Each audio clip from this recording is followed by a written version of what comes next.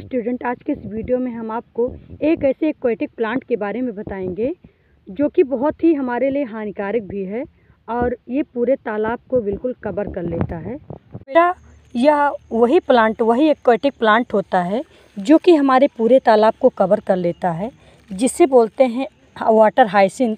और इसे water hyacinth और हिंदी में बोलते हैं जलकुंभी, है ना बच्चों। देखिए, अब इसके हम पार्ट के बारे में बात करते हैं। देखिए बेटा, ये जो इसका होता है ये है रूट, है ना, इसका जड़ होता है। और बेटा जो ये होता है ये चीज़, इसे बोलते हैं मेन स्टेम, है इसका मेन मुख्य तना होता है, जिससे ऑफसेट बोलते हैं। और ये जो होता है ये आपका जो ये दिख रहा है ये है स्वेलन पेटियोल, यानी कि जो ये भरा हुआ भाग है, फूला हुआ, जिसे स्वेलन पेटियोल बोलते हैं। और ये जो होता है लीफ होता है ना स्टूडेंट। अब देखिए बेटा, इस जलकुंभी को आप देख रहे हैं। अब हम इसके बारे में बताएंगे कि ये इतनी तेज़ी से ग्रो कैसे करता है, इसका मुख्य राज क्या है कि इतना तेज़ी से ग्रो करता है क्यों। देखिए बच्चों, फर्स्ट ऑल हम आपको ये बताएंगे कि इसमें जो आप मेन स्टेम देख रहे हैं जिसे बोलते हैं ऑफसेट, इसी ऑफसेट के माध्यम से ये तालाबों में बहुत तेज़ी से ग्रो करता है। इसी ऑफसेट के माध्यम से देखिए बेटा, ये जितना ही ऑफसेट आपका जो मुख्य स्टेम होता है, ये जितना ही आगे बढ़ेगा उसने नई नई आकारियाँ इसमें जो है ओरिजिनेट होने लगती हैं, है ना बच्चों। देखिए, यह एक एक्वेटिक प्लांट होता है जो कि आप जानते हैं। और इसमें कैसा रिप्रोडक्शन होता है, इसमें जो है वेजिटेटिव रिप्रोडक्शन होता है, जो कि अलैंगिक जनन की एक विधि होती है ना बच्चों।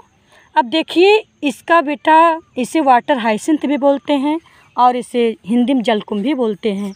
और इसका जो बोटेनिकल नेम होता है वो होता है आपका इकार्निया क्रेस्पस।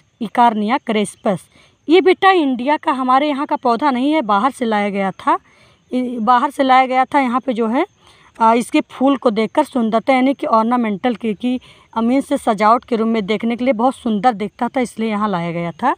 तो बेटा देखिए, इसे जो है टेरर ऑफ बंगाल भी बोलते हैं। इसको टेरर ऑफ बंगाल क्यों कहते हैं, इसका मुख्य रीज़न यही है कि एक बार बेटा बंगाल में ये जो है, जो हमारा जलकुंभी है, पूर्ण रूप से तालाब में इतने अच्छे से तालाब को कवर कर लिया कि उसमें से आपको दिखा ही नहीं कि इसमें तालाब है। ऊपर से इस तरह से कवर कर लिया उसके पूरे रीजन को। तो क्या हुआ, कवर कर लेने, जब ये कवर कर लेता है उस रीजन को बेटा, तो उसमें जो है, जो हमारे वायुमंडल में उपस्थित ऑक्सीजन होती है वो वाटर में नहीं जा पाती, जिसके कारण हमारे वाटर में, उस तालाब के पानी में डिजॉल्व ऑक्सीजन की कमी हो जाती है। और जब डिजॉल्व ऑक्सीजन की कमी हो जाती है तो वहाँ उसमें जितने भी जंतु, एक्वेटिक एनिमल यानी कि जलीय जंतु होते हैं, उनकी बेचारे को डेथ होने लगती है, क्योंकि उनको ऑक्सीजन ना मिलने के कारण उनकी डेथ होने लगती है ना। तो वहाँ पे ऐसा हुआ बेटा, जब ये पूरे तरीके से तालाब को कवर कर लिया बंगाल में, तो कवर कर लेने की वजह से उसमें सनलाइट भी नहीं जा पा रही थी, और फिर हमारे वायुमंडल से ऑक्सीजन भी वाटर में नहीं जा पा रही, जिससे के कारण उसमें डिजॉल्व ऑक्सीजन की कमी हो गई उस तालाब के अंदर, और फिर सारी मछलियाँ मर गईं। और मछलियों के मर जाने के कारण वहाँ बंगाल में भूखमरी पड़ गई, यानी कि क्योंकि वहाँ का जो मुख्य भोजन था बच्चों, वो था आपका मछली और चावल खाते थे वो लोग। और जिसके कारण जब उनको जो मछलियाँ मर गई तो उनको जो है भोजन नहीं मिल पाया, और फिर इसीलिए इसका जो नाम बेटा वो टेरर ऑफ बंगाल पड़ गया, यानी कि इसको बंगाल का आतंकवादी बोलने जाने लगा, है ना, इसीलिए इसका नाम टेरर ऑफ बंगाल पड़ा।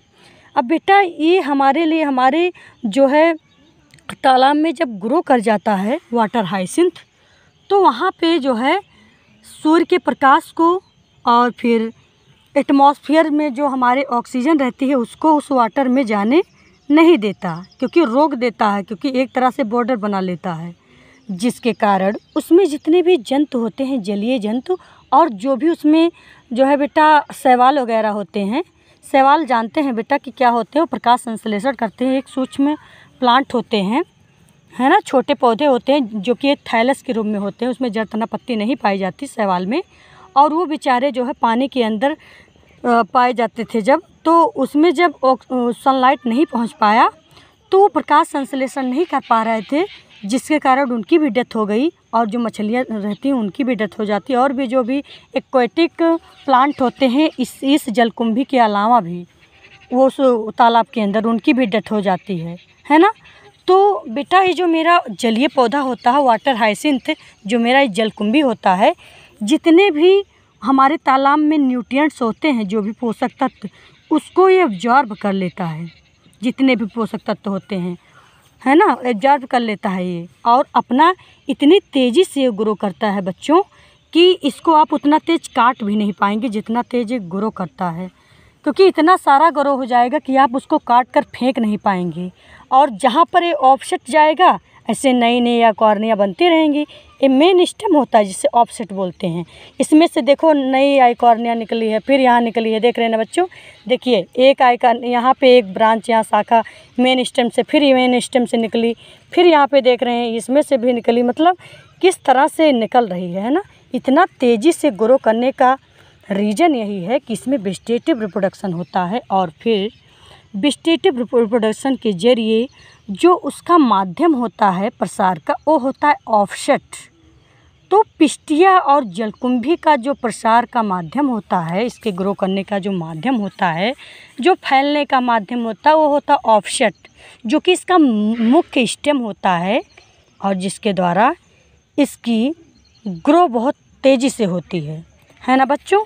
तो आई होप आप लोग इस आइकॉर्निया के बारे में समझे होंगे।